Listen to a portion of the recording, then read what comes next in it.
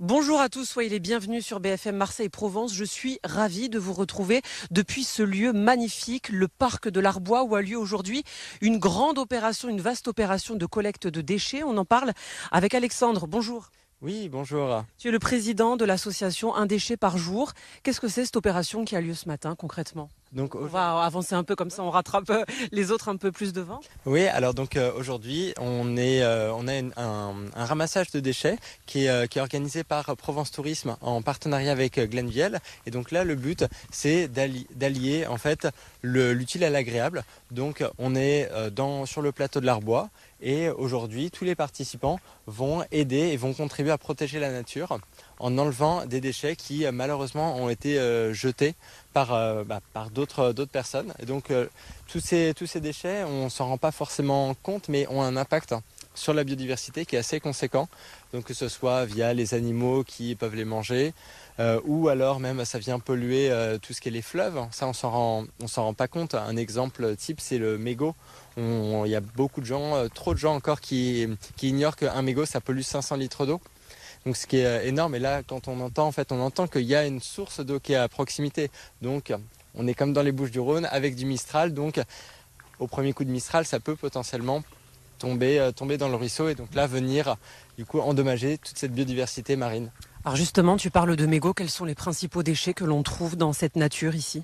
Alors ça, pour avoir le décompte final, il va falloir attendre la fin. De manière générale, le mégot, c'est le déchet qui est le plus jeté. Rien qu'à Marseille, par exemple, hier, il y avait une grande collecte de déchets qui a eu lieu, où il y a plus de 443 000 mégots qui ont été collectés sur 3 heures. Donc, Ça fait beaucoup, hein. énorme, tout à fait. Donc il y a ça, mais après on a d'autres choses. Donc on a typiquement du verre, par exemple, donc de bouteilles de bière. Ça, c'est un déchet qui est assez fréquent. Plastique aussi, hein. Beaucoup de plastique, beaucoup trop de plastique. Aujourd'hui, le plastique est malheureusement omniprésent dans notre vie. Et donc, ça fait partie, c'est le matériel, au-delà des mégots, même si les mégots sont en partie composés de plastique. Le plastique, c'est le matériel qu'on retrouve le plus sur les ramassages. Quel est l'intérêt de ce type d'opération? Donc on a vu qu'il y avait à peu près plusieurs dizaines de personnes qui vont participer à la collecte de déchets. L'objectif, donc, c'est de nettoyer, bien sûr, mais c'est aussi de sensibiliser, d'adresser des messages à ceux qui nous regardent. Là, par exemple, de leur dire les mégots, les plastiques, c'est fini dans la nature, faut plus le faire. Là, à un moment, il faut qu'on en prenne conscience, c'est ça? Exactement. Là, le message, le but aujourd'hui, c'est d'un côté, on protège l'environnement en enlevant tous ces déchets, et il y a aussi une vraie mission de sensibilisation. Donc, que ce soit aujourd'hui les participants, il y en a beaucoup, c'est la première fois qu'ils participent à un ramassage, et donc on n'a jamais forcément une idée très claire de la quantité de déchets qu'on peut retrouver. Donc là, c'est prendre conscience du problème, donc sensibiliser ces gens-là, et c'est aussi toutes ces personnes-là qui vont en parler autour d'eux.